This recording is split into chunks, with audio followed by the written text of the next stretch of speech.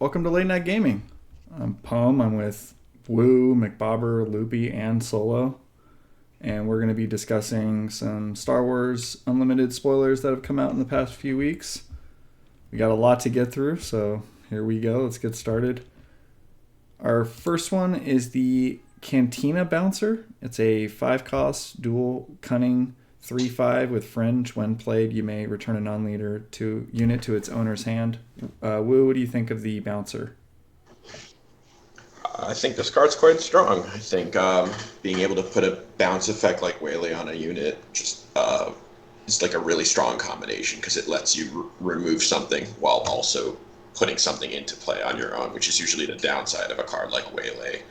I think this, along with a few other things, is really like making yellow, like mono yellow Boba, really competitive. This is really the card for me right now. It's proccing Boba's ability. You're getting a unit in play. You're slowing down your opponent. You're able to play aggro while also getting his ability procced. This card is really super good. Any other thoughts out there from the gang on the bouncer? It's one of the highlights of double aspect. It's, it's All good. right. And I think it's cool seeing, monocolor happening at all. I think it's the first one that's been, like, actually competitive. Okay. Next card is the Avenger. And Avenger is a 9-cost. We lost Loopy. Uh-oh.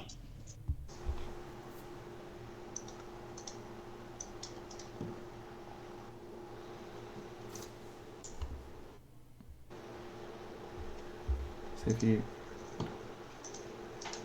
just joins back here. I can edit this out. Does that mess up our alignment?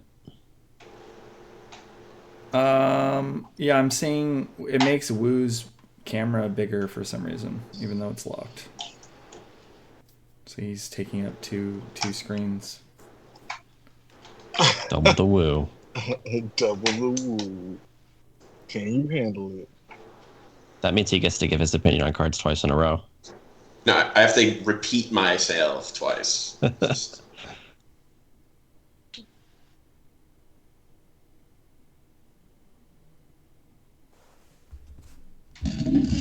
anyone message Loopy figure out what happened? Maybe he lost power or something?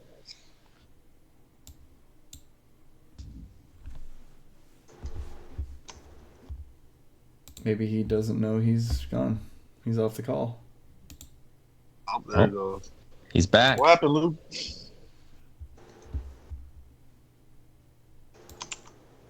Let me see what's going on here. Make sure you shut down other programs running on your computer. That seems to be a running theme.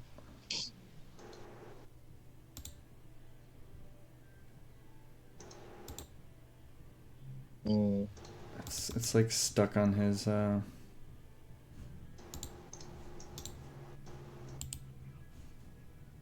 Yes. Let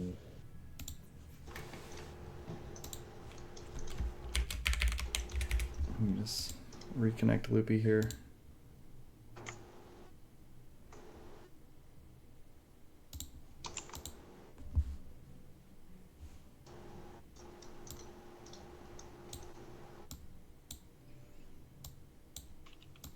Also, I would like to go in a different order than we were just going in anyways, because I have it oriented a different way, but it doesn't really matter, I guess, too much. Let me just... Alright, so here's Loopy. Loopy's good. That's debatable.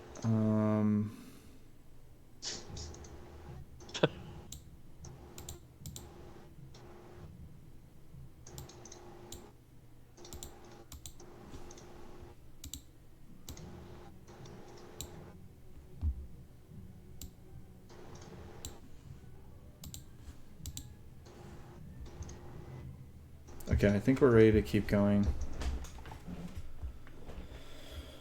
You guys ready? Sure thing. Yep. Maybe Solo needs a second. Seems like it. All right, let's go. All right, so the next card is the Avenger. It's a 9-cost villainy vigilance 8/8 Imperial vehicle capital ship. When played on attack, an opponent chooses a non-leader unit they control and defeat that unit. McBobber, thoughts on the Avenger?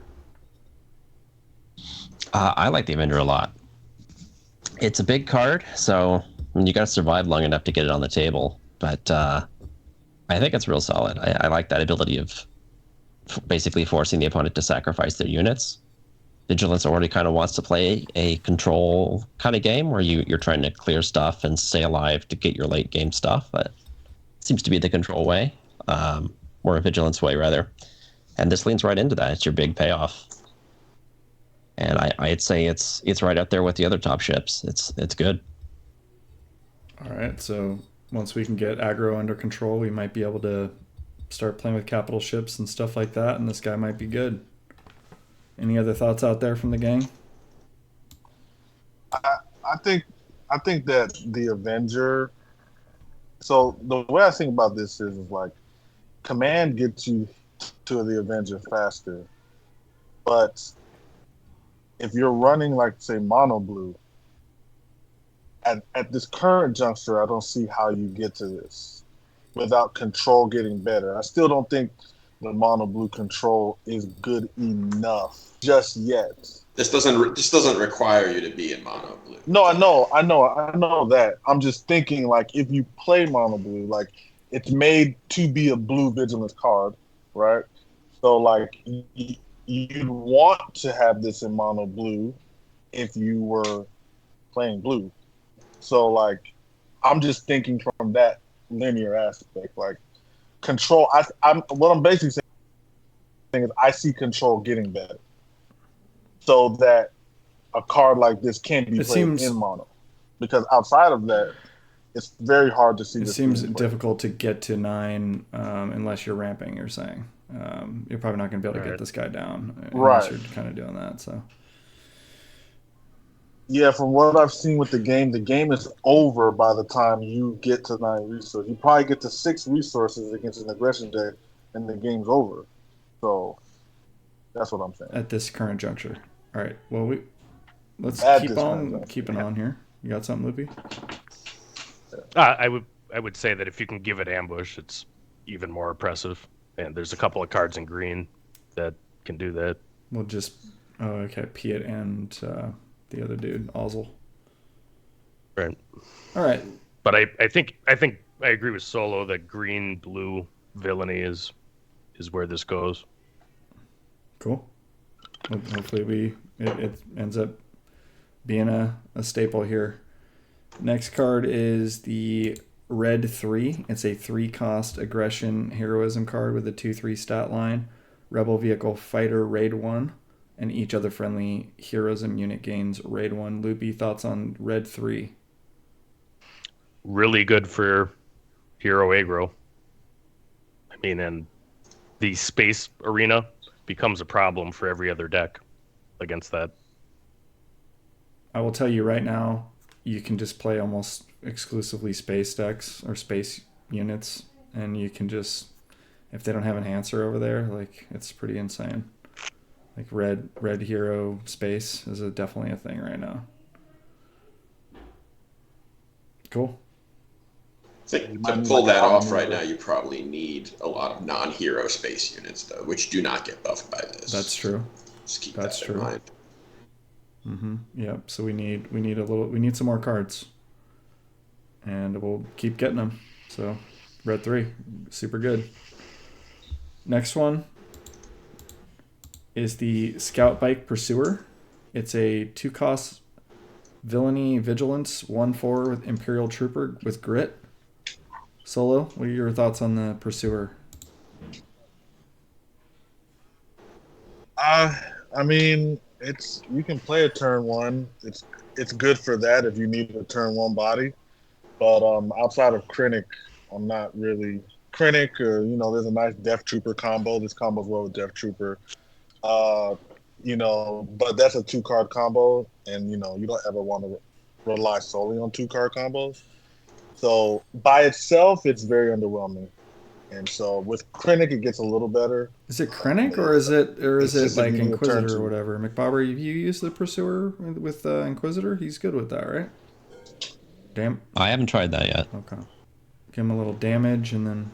It works with Inquisitor. It's just I don't think blue in general suits Inquisitor very well right now. So respect. Yeah. But like the card that it's okay with Inquisitor. It's like build your own 3/2. It's like it gives you a readied 3/2. It's like it's fine. It's not like some game breaking thing. It's really a Krennic card, right? Because that's where you actually break parity on the stats that it provides. Like it's a 1/4, so compared to most 2-drops give you 5 total between power and defense, so it's on par with that. But Krennic gives you the extra power, so like a card like this, I think, very good in Krennic. Okay. Next up, we have Iden Versio. She's a 6-cost vigilance villainy hero. And she comes in on 6 resources. She's got an action that states if an enemy unit was defeated this phase, heal 1 damage from your base. When she deploys, she's a 4/4 Imperial Trooper with shielded, with an ability that states when an enemy unit is defeated, heal 1 damage from your base. I've seen Iden in play. I just think she's like kind of maybe bad Krennic, unless you're really trying to lean into troopers. And right now we're kind of maybe lean on those cards, so it's not like ready for prime time. But I don't know. My initial thoughts is bad Krennic.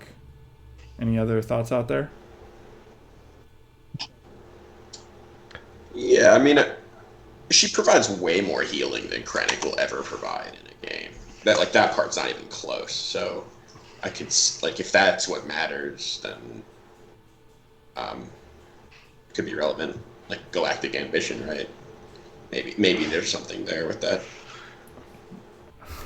Yeah, I think this is like the.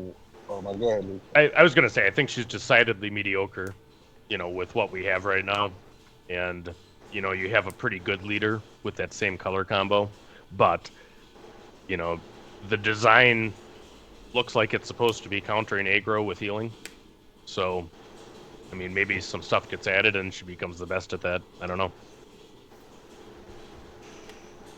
I do want to say this: one of the best arts in the game right now. Like the art on this thing is gorgeous. Outside of that, this is tied with IG as the worst leader so far. No way. I think this is way better than IG. I think if we get more cards, like more troopers, stuff like that, more board wipes, things like that. Currently, she could see play. I said tied. Like it's not worse, not better. I think it's tied with IG. I think we all kind of disagree on this one. What do you got, McVibber? I think we should get something here from you. Well, we only have so much time, but I mostly agree that she just seems kind of like bad Krennic to me. Like Krennic just seems to be doing similar stuff, but I think better. He gives you an actual ability. It takes less time. He's a good leader too. Yeah, go ahead, Libby. And what I'd note is that her heal every time an enemy unit is defeated is only on when she's deployed, right? Whereas Krennic's +1+ damage is on all the time. And I think that's the biggest difference between the two, why I favor him. By bad Krennic, you think like blue like he's just a better generically powerful blue villain leader, right? As far as the healing is concerned, she will provide more of it than he will for the most part throughout the course of an entire game. So if that's the thing that ends up mattering, that's where I could see her. And that's, I think, where it's like maybe a combo potential with specifically like Galactic Ambition, right? Like a few points of life in a game could change that. I mean, I don't think she's very good. It's just I'm believing the space here that she's different in that sense from her. And she's a rare, so I guess being a rare leader promises some attention when it comes to building. Like there's gonna be cards designed to facilitate, which I think we're gonna talk about one of those cards. I think she's probably really good in draft. I mean, because then you probably don't have as much power coming at you, and her shield and the healing matters more. Maybe. I still think I'd rather have Krennic in draft, but I I think don't know. healing matters even less in draft, personally. We'll find out. I think it's all about the combo with her. We'll see. Lots of time draft games can be a little bit of a slog. We should play some draft sometime. I mean, there's a simulated way to do it so far. Yeah. Right. Next card, guys. We've got the Spec Force Soldier. Let's see here. There he is. He's a 1-cost aggression, heroism, 2/3 rebel trooper. When played, a unit loses sentinel for this phase. 2/2. 2/2. Sorry about that. Yeah, I don't know. Seems pretty serviceable. He's got good words there. Rebel and trooper. It's only costs you 1. He's got a little ability on him. So yeah, you're just throwing him in your aggro decks and hoping for the best. There's not much to say about this guy. I mean, he's pretty good for one. They had to nerf him, I guess. We heard on the stream, they said, because he was. Oh no, that was a different dude. That was a different guy I was thinking of. They had to nerf. Anyhow. Yeah, this feels a very important part for aggro with the removing sentinel. I don't think it's even necessarily like something you always want to play on the first turn. Like 2/2s aren't actually very good on the first turn of the game. But like 1 cost your OB1 that you just played thinking you were going to stabilize the game can't block anything, and you take 14 this turn is like relevant for 1 cost. Okay. From a cost standpoint, it costed like very like it's you're getting 4 points of power and you're getting a remove a sentinel ability. So I think that matters in the right scenario. I agree with Wu. You don't play this turn 1 unless you just have no other thing to play.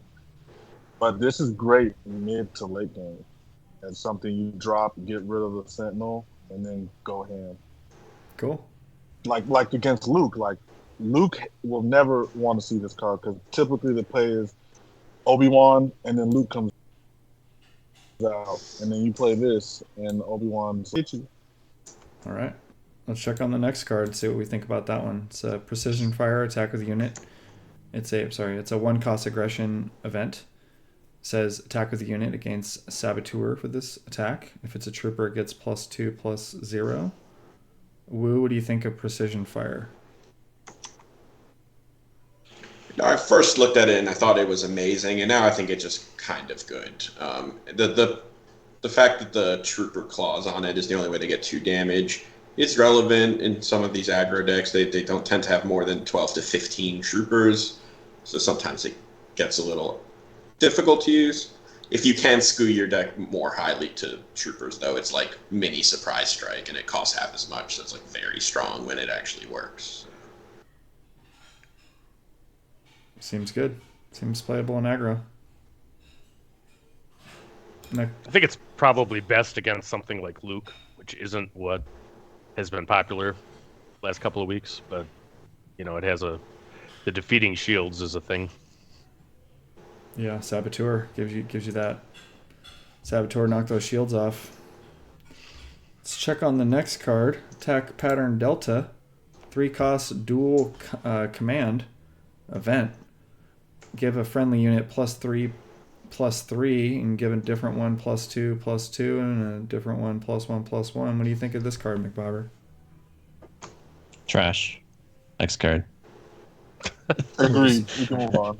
But To elaborate a little bit more beyond the joke, it's a lot like Tactical Advantage, which I'm not a fan of either, right? It's a temporary buff. It's super situational. It's probably more of an aggro card, right? It's because that's really where temporary damage matters. That's when you're hitting the base, because if you kill something with your temporary overall buff, you still die at the end of the round anyway. So the health doesn't really matter. It's pretty much just the damage you're looking for. So I don't see go wide green as a thing right now to have 3 guys stick on the board and then all want to smack the base. Like Maybe we're gonna get a lot of cards to make that possible, but we're not there right now. So I don't like this card. Will you ever like this card? Maybe we get token units, and you can drop little, play an event and get 3 green 1/1s. Other than that, I don't know. Would you play this? That'd be way too strong. Would you play this card if it wasn't dual, whatever? Dual aspects? Dual No, aspect? no. I still wouldn't play this card. To me, it's a lot like tackle advantage. Like it's not doing enough. I'd play it in Leia if it could be played as a single green card because of the action sheet that she provides. So you almost certainly get to attack with 2 of the units you've buffed. It's hard to stick that many guys on the board and not have them die. I think the comment about the token units, I mean, it makes me almost think something like that must be coming in green, because this card makes no sense with the design. Green is the ramp color. Just a bizarre card, man. It really hurt. Well, green is not the ramp color in Hero, though. It's just we don't have any of the Hero green cards released yet. Yeah, I think they did sorry to interrupt you. I think they did make a comment at one point that green hero is going to be more go wide, whereas the villain hero is more go tall. Well, they made green go trash, so let's go to the next card.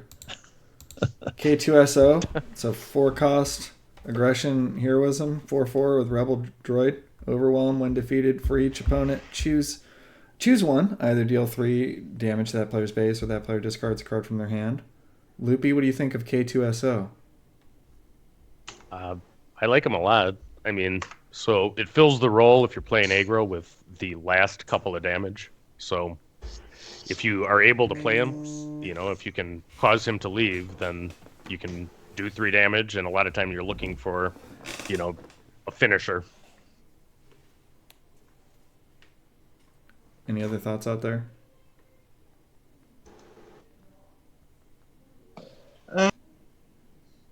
It's strong. Yeah. What he said. Yeah, I think it's good. I agree. Okay. He's a welcome and include in aggro.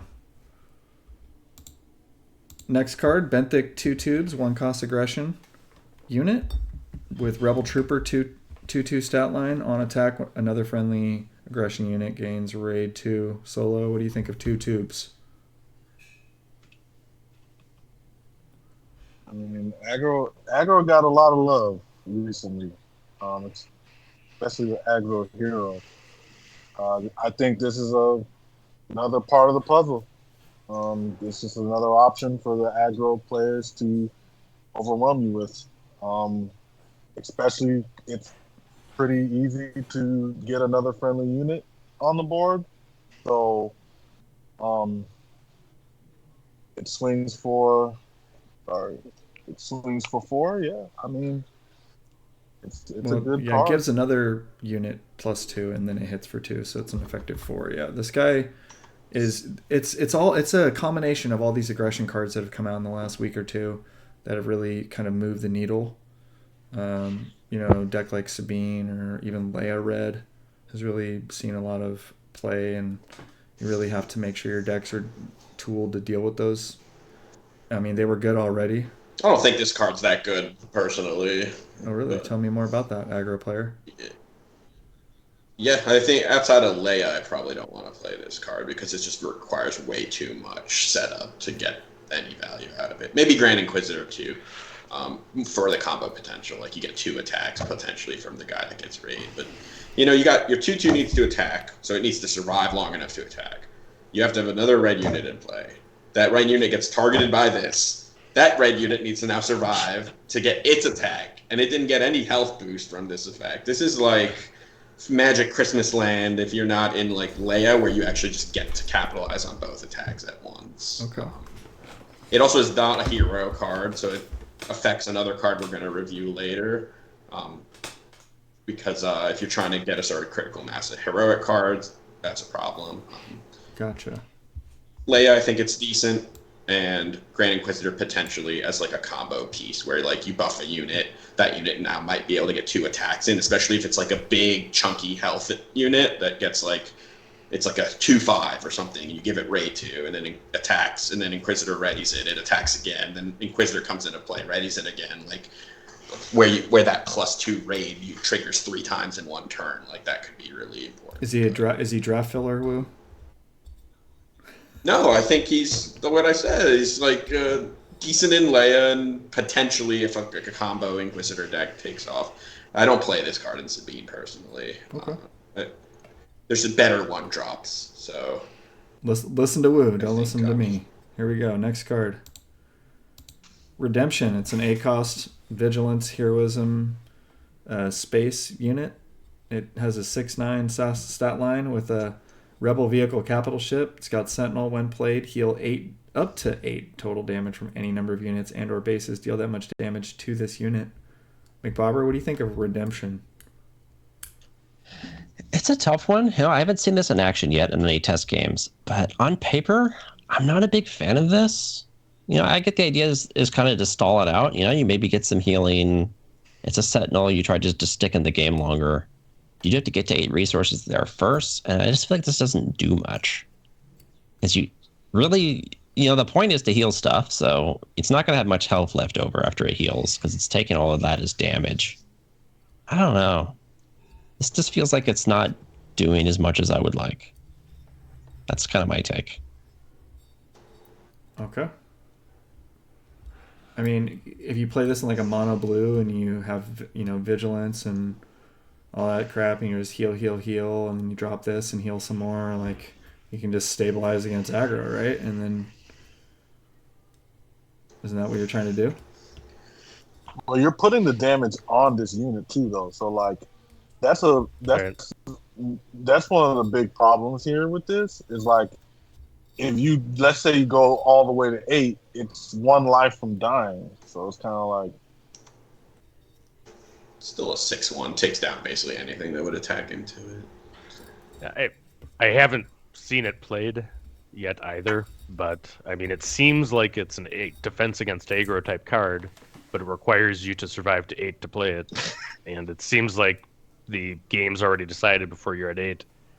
So yeah, that's kind of my I don't thoughts think too. it's just against aggro, right? Like there's like mid-range Boba. Like this is really good against that. Like because Boba wants to close the game out before 8 drops come into play, but he's also not quick enough to win on turn 5, right? Like Sabine is. So I think like this card seems more like a mid-range killer to me than it does a aggro killer, right? Because of the 8 cost. Though if you have access to green, I think Home 1 is a similar type card that plays better. That one I know I like. Yeah, I like Home 1 much better. Okay. Well, do you like it better than For a Cause I Believe In? It's a 3-cost aggression heroism event. With a lot of text on it. It says, reveal the top 4 cards of your deck. For each heroism card revealed this way, deal 1 damage to an enemy base. You may discard any of the revealed cards and put the rest back on top of your deck in any order. Loopy, thoughts on For a Cause I Believe In? When this card was spoiled, there was like a math fest of people like figuring out, how efficient it is or isn't. I don't think we have enough, or at least I don't have enough real life experience. It seems like a good concept for aggro if you can stack all hero. Woo? You've been using this guy, right? So I made like the 47 heroic Sabine deck just to like get a baseline of it. Sabine all hero with 3 surprise strikes. I think you can trim a little lower than that. I probably don't want less than like 42-ish hero cards, because at that point you start getting closer to like 30 to 40% chance to not even do 3 damage. And I think you're like really sad when this isn't doing at least 3 damage. So just keep your hero count at like 42 or higher.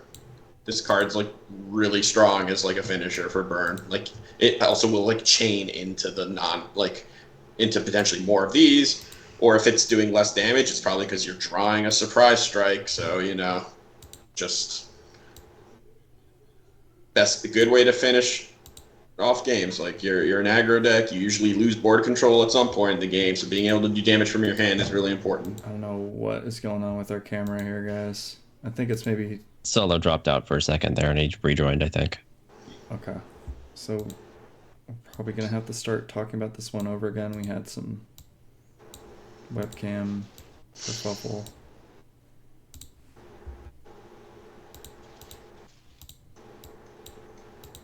How'd you like it in Sabine Wolf? It's really good in her. All right, let's retake this card, okay? Okay. All right, our next card is For a Cause I Believe In. It's a 3-cost aggression heroism event. With a bunch of text, it says, reveal the top 4 cards of your deck. For each heroism card revealed this way, deal 1 damage to an enemy base. You may discard any of the revealed cards and put the rest back on top of your deck in any order. And Loopy, what were your thoughts on this card? Well, I remember when this was spoiled, everybody was figuring out the math of it. It's damage from hand, so in concept, it's very good for aggro if you can stack enough hero cards in there. And I look forward to getting more reps with it. I kind of like playing R2 and C3PO with Sabine, so it's conducive to that at least. Okay. I know Whoopy. That's not a real word. Woo, I know you. I know Woo and Loopy combined. Whoopy. I know Woo. You've used this card quite extensively. What are your thoughts on it? That's exactly what aggro wants, right? Aggro tends to lose board control towards the end of the game, and being able to do damage from your hand is really important. You just need to keep your hero card count high enough. I'd say around 42 or higher of your 50 should be hero cards, or you start running the risk of like being 30 to 40% to only do 2 damage with this, which is not where you want to be. So I ran it a bit as like a 47 heroic Sabine. I think you can trim down a bit, which I have, because you don't want to play some of the cards that I was playing. But I'm trying to keep it above 42. But yeah, I think it's fantastic there. Seems like this card gets better with more sets, right? Like it's gonna just get better and better. Yeah, so if you're able to just like fill up your whole deck with hero cards, which doesn't seem like it's going to be that hard, because I'm right now like the only card I can see being like it has to stay forever is a surprise strike. But like, it's not so bad when surprise strike's on top of your deck and this does 1 less damage, because it means you're going to draw a surprise strike. So or it's one of the 4 cards you pull and you can put it on top of your deck. That's what I said. Yeah, like it's not so bad when it's on top, because you can just draw it the next turn. Yeah. All right. Well, we've got some more cards to talk about here. You got something, McBobber? Yeah, I think some kind of hidden utility of this card, besides just the damage to base, which I think is the obvious part, is that it fixes your draws. So Loopy touched on it a little bit with R2 and 3PO. It's another thing that lets you know what the top card's going to be, so C3PO can draw it. And that might combo with other similar top of deck effects too. Hero has a few of those. There's the Ezra unit, and You're My Only Hope. Like there's a few things you might be able to set up something fun there with this card, hopefully. Combo. Cool. All right. Our next card is Keep Fighting. It's a 2-cost aggression event, and it states ready a unit with 3 or less power. Solo, thoughts on Keep Fighting? Definitely GI's written all over this, Grand Inquisitor. So it's just more of the same thing, like Wu touched on earlier. Like if you can get into that combo and then have this as well and get more and more activations, absolutely. If you have a crazy combo hand where you get the scenario where you activate 3 times, then you have the aggression double event card, which lets you ready again, and then you have this. Game's probably over. Okay. So maybe more of in a villainy shell, whereas heroism is wanting those hero cards for a cause I can believe in kind of thing, and things like that. Would you say? Yeah, I don't think Aggression Hero wants this card. I think they'd rather this 2 card be a unit and not be an event. The only event that probably they would want is cards like a burn card, like the Cause I Believe In, amongst other things. Surprise strike. But this is not something they want, because this is not just something they want. All right, well, let's see if this is something they want. I think it's good in Leia, actually. I think it's quite good in Leia. Okay. Okay. Because you can use it on Leia. Yeah, it seems geared towards cards with raid, and Leia's right there. She's 3 attack, raid 1. Okay. The only reason I'm not playing it Sabine is because it's not a hero card, so it kind of interferes with the 4 cause. But I think if you weren't going to play that and you're going to dip into more non-heroic, you could probably play it in Sabine too. Treat it like a burn spell, burn spell. Treat it like a direct damage to base card, right? Where like you write a unit, you attack, right? It means like you're getting damage from your hand essentially, as long as that unit's able to survive. It's like a slow surprise strike or something like that. Yeah, slow surprise strike, which is okay sometimes. Sometimes they can't kill your thing, so it's like fine, let's just take it a little slower. All right. Well, let's see how we feel about Cartel Spacer. It's a 2-cost cunning villainy 2/3 underworld vehicle fighter. When played, if you control another cunning unit, exhaust an enemy unit that costs 4 or less.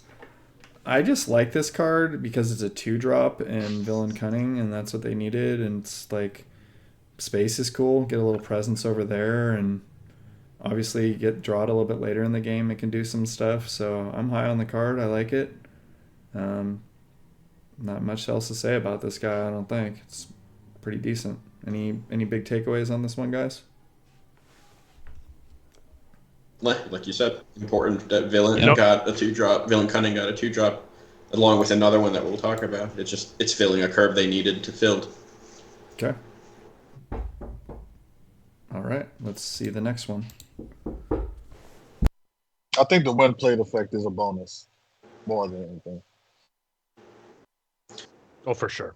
If you can't kill the A-Wing, slow it down. Yeah, it's more, and that's what makes it not a dead draw later too. Like, its primary mode is Right. 2/3 space unit, and then like its secondary mode is some interaction later in the game when you're racing or something.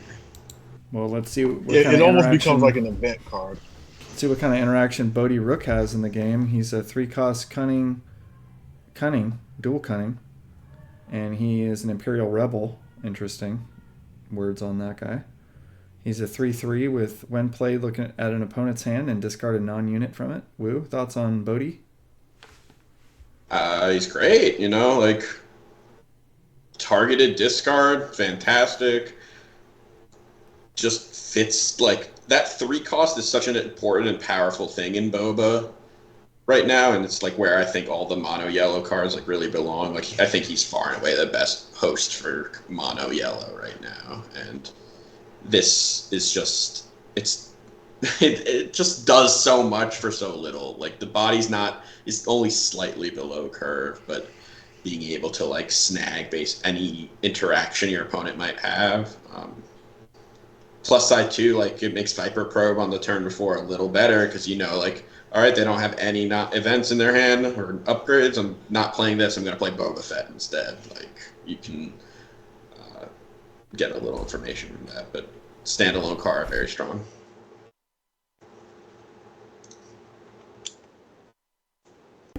All right, next card.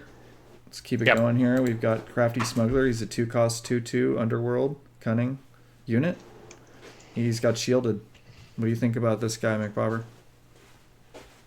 I actually quite like this card. I really like shields. I think shields are quite good. And this is just a good early 2-drop you can play. Anything that has 2 health, obviously this guy will eat it right up. But other than that, he's a little tricky to deal with for such a cheap guy with that shield. Yeah, I'm a fan. Yeah, early game, this is annoying.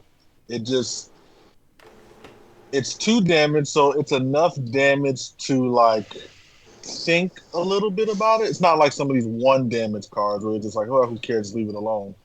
But it's like, and it has the shield, so it's like eventually you have to take care of it, and when you do take care of it, you probably have to trade 2 cards into it. So that's the great thing about this. I think he's good with like a little shoot first or something to clear like a dude or whatever. So definitely a solid guy. I think you mean surprise strike, right? Because shoot first, everyone gets to attack first with shoot first. He holds surprise strike really well. No, so maybe he doesn't work with shoot first. I mean, he works, but he doesn't work any better with shoot first than anyone else does, right? The shield makes him really good for surprise strike because he can like kill a 4 or 5 drop without dying with surprise strike. So True. All that stuff. He's good with all that stuff. Let's check out whether this guy's good with stuff. He's a volunteer soldier, 3 cost. Trooper 2/3 with raid 1. If you control a trooper unit, he costs 1 less to play. Loopy, do you like the volunteer soldier? Not really. I mean, I could see it going in a trooper deck. I think it's cool that we have neutral cards. This is the first one. But, I mean, in the end, if you don't have a trooper, it's way overcosted. And if you do, then it's about what any other 2-drop would be, I think. All right. there's no upside here. Okay. Yeah, it's a draft card. Draft card. What about Del Miko? See if he's a draft card. He's a 3 cost vigilance here, villainy. Imperial Trooper 3/3 with restore 1, and each event an opponent plays costs 1 more. Solo, what do you think of Del Miko? I'm actually really glad that this fell on me because I'm really high on the card. I don't think some of my running mates are, but I just think this card. Yes, he's a 3/3. Yes, a lot of people can take care of this, but his effect of making your opponent cards cost 1 more is really strong, especially into Cunning, because Cunning has a lot of good events, and throwing their math off is really strong, which throws the tempo that Cunning tends to have. And so if you can play him and even get like a not vigilance, the 1 cost, I forgot what it's called, resilient, there we go. Get a resilient on him. The restore 1 is great. I just think the effect, like making overwhelming barrage 6, so now your opponent really doesn't get to do what they're doing. I just think this constantly throws off math, and so I think it's very strong. Any other takers on Del Miko before we sign off for the night here? I think it's a cool card for Krennic.